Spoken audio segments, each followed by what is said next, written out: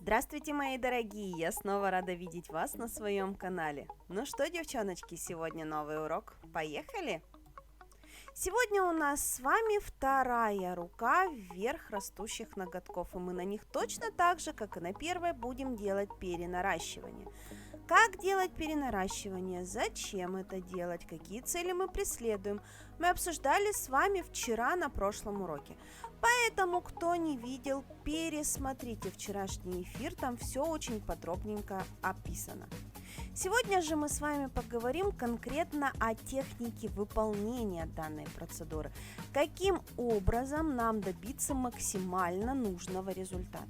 Итак, в первую очередь при снятии старого материала, при подготовке ногтей к постановке формы, нам необходимо полностью в ноль убрать весь свободный край. Если вы при этой подготовке оставляете уголочки в зоне роста натуральных ногтей, то, к сожалению, потом довольно-таки проблематично под них подставить форму и очень тяжело их поджать таким образом, чтобы не пропилить точки роста при опиле. Поэтому максимальное внимание именно на этом этапе. Нам необходимо убрать полностью свободный край натурального ногтя. При этом, когда нам необходимо сделать насечки на бумажном шаблоне для того, чтобы он стал четко под ноготочек, мы ставим ножнички в точке роста, разворачиваем под 45 градусов и прорезаем вот такие вот довольно-таки глубокие ушки. И после этого наш бумажный шаблон четко заходит под ноготочек, и наши торчащие в бока уголочки, поскольку ногти у нас трапециобразные, они полностью закрываются материалом, вместе с материалом поджимаются зажимчиком, и у нас получается идеально ровный в боковых сторонах ноготок. Как мы помним, поджимаем полигель мы на 10 секунде. Ни в коем случае его не пересушивайте, потому что если вы пересушите, при поджатии у вас пойдут белые полосы, материал начнет белеть в каких-то местах. Если вы с таким моментом сталкивались, значит вы пересушиваете свой материал. Но опять же, время просушки подбирается конкретно под материал и под лампу. Зависит от того, как быстро и как мощно ваша лампа работает. Если у вас лампа 48 Вт и мой акрилатик, это 10 секунд. Если у вас другой акрилатик и другая мощность лампы, то там уже нужно будет подобрать время индивидуально. Ну и опиливаем наши ноготочки. Схема опила формы квадрат есть у меня на канале со всеми подробными объяснениями. Поэтому, если вдруг кто-то не видел, обязательно посмотрите, там было очень интересно.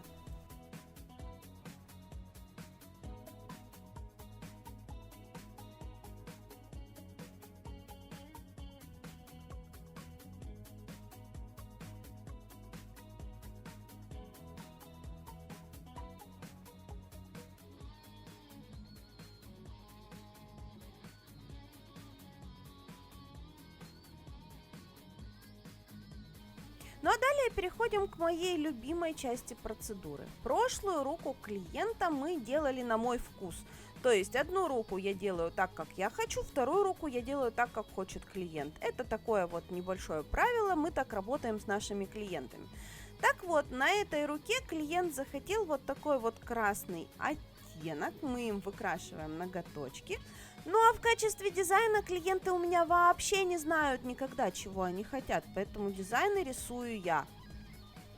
То есть в данном случае у нас получается цвет выбрала клиентка, а уже качество дизайна и что конкретно будет на дизайне выбираю я.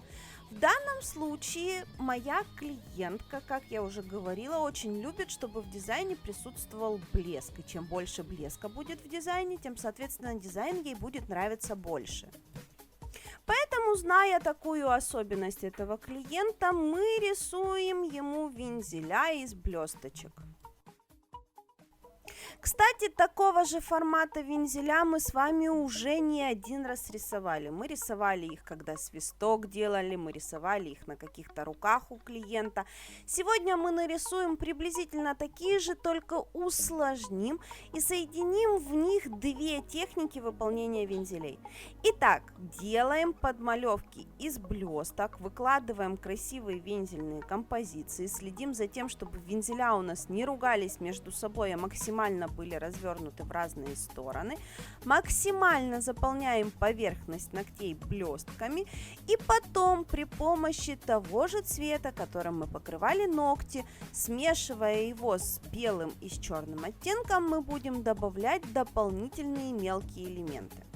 Итак, в первую очередь мы добавляем более крупные вензельки с светлым оттенком. Получается у нас уже трехцветная композиция, то есть цвет фона, цвет блесток и цвет первой прорисовки.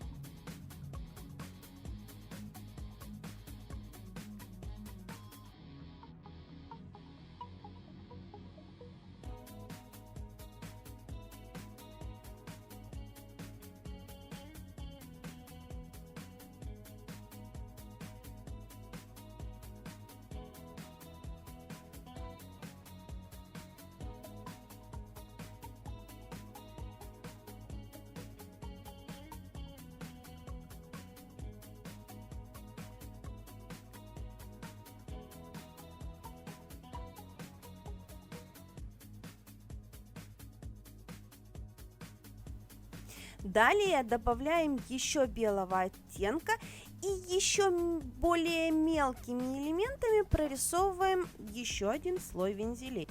Получается четвертый оттенок. И при этом обратите внимание, что у нас получается вензеля из блесток прорисованы самыми крупными элементами. Первый цвет у нас прорисован элементами поменьше, но тоже довольно-таки крупными. В данном случае вот этим светло-розовым цветом мы делаем еще более мелкие какие-то запчасти, а белым цветом добавим совсем-совсем малюсенькие воздушные элементы, которые превратят все это безобразие в кружево на наших ногтях. На самом деле этот дизайн безумно простой, очень быстрый, очень легко выполняется и потрясающе красиво смотрится на любых руках, на любой форме, на любой длине, в любой композиции, которая вам будет интересна. Кстати, по поводу того, как составлять композицию в дизайне ногтей, тоже есть бесплатный урок на канале, тоже обязательно посмотрите, если вы только начинаете рисовать. Даже если вы не только начинаете рисовать, все равно эта информация лишней не будет, потому что там очень интересно. Ну и как обычно, все используемые материалы будут в описании под роликом, и я хочу в этом месте вам напомнить о том, что если вы впервые на моем канале, не забудьте подписаться, нажать на колокольчик, чтобы не пропускать новые ролики, потому что мы будем следить за этими ноготками, как они будут отрастать и как они из клешенных ногтей будут превращаться в ровные. Надеюсь, вам интересно, вы не забудете подписаться. А для тех, кто давно у меня на канале, напишите в комментариях, какой из вариантов вот таких вот вензелей вам понравился больше всего. На свистке, на первых руках или на вот этих.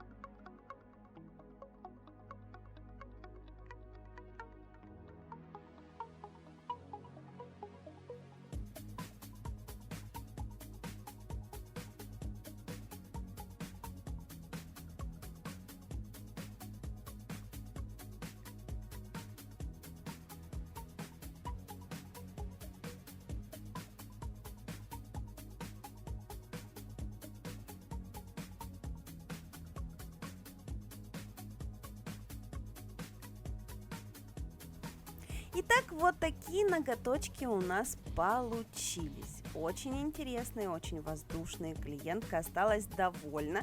Мы с клиенткой довольны обе, потому что были учтены интересы всех, кто был у нас в кабинете.